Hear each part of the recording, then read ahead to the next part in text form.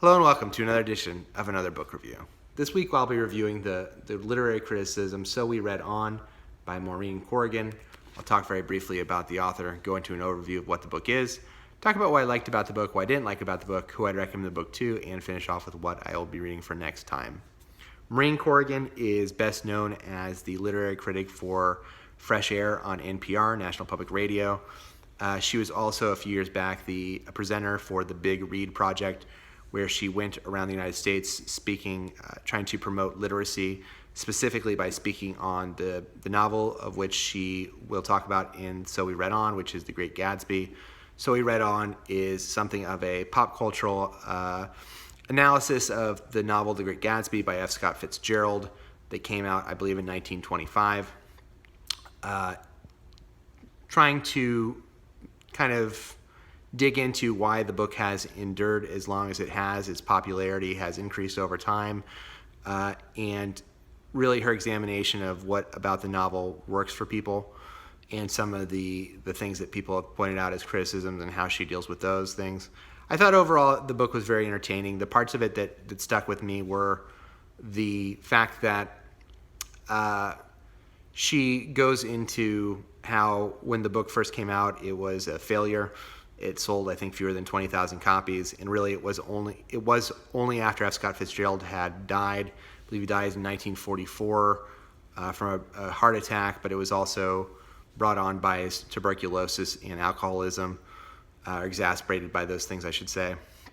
It was really only after his death that the writers of his generation, and through World War II, a special book program they had in World War II, it was really revitalized and brought into the world of academia in a way that it wasn't before. And so she does an examination of high school and college syllabi of trying to see when this kind of sea change happened. It wasn't really until a couple years after his death that the popularity started to rise. There's a book program during the Second World War where GIs were given classic books, and The Great Gatsby was one of those books, so she points to that as well as a possible accelerant into it being made popular. But at the time that he was living, it was his third novel, and it was seen as a failure that really haunted him for the rest of his life. And I think she does a good job of taking the book and putting the book squarely in the realm of crime fiction, which was not something I'd really considered before. But she does a very elaborate job of explaining how it fits into those tropes, those trappings of crime fiction, and it fits. And why it fits there. And I think that is, if you haven't read The Great Gatsby in a while, that may not be something that occurs to you right away because you may have forgotten many of the aspects of the book. But she does a good job of bringing that in and kind of making you understand that. She does a good job of going over really briefly some of the symbolism and how well the book is constructed, and how there are the quirks of the book and what makes it kind of a unique or strange novel that are not things that you would normally think about. She kind of describes it as one of the few novels that's not really a plot-driven novel or a character-driven novel, but is a voice-driven novel. And some things that you would not be able to get away with in other books in terms of show, don't tell, those cardinal rules are really broken here. And the book, for some reason, is still very effective.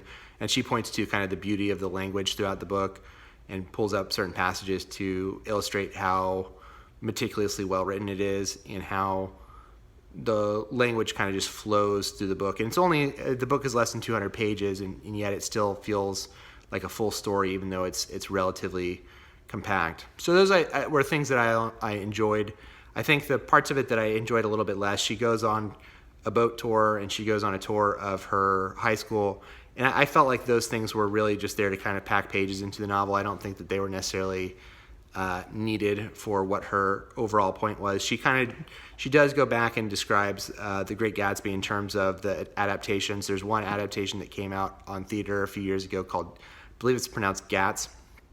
It's like a 7-hour stage production of the musical, and she talked about how enamored she was of that, and how she has kind of mixed feelings about some of the movies.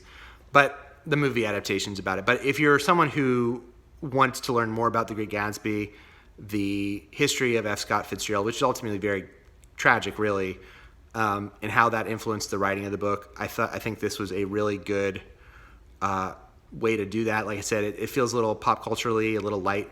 It's not something, there are references in the book to other sources, so it's not without its references to other things. It is researched, but it doesn't feel overly academic. So I think it's actually a good stepping stone if you wanted to go deeper into deeper analysis of The Great Gatsby. I think it's probably a good first step towards that.